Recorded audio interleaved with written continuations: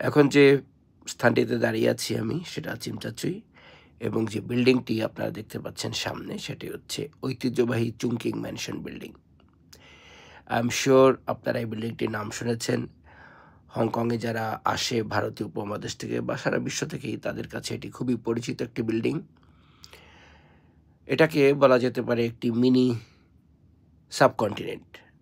এখানে আপনি ইন্ডিয়া, পাকিস্তান, বাংলাদেশের প্রচুর মানুষ পাবেন, দোকান পাবেন, ব্যবসা পাবেন, তাদের গেস্ট হাউস রয়েছে। সো যারা ঘুরতে আসেন তাদের ম্যাক্সিমাম এই জায়গাটাতে আসেন।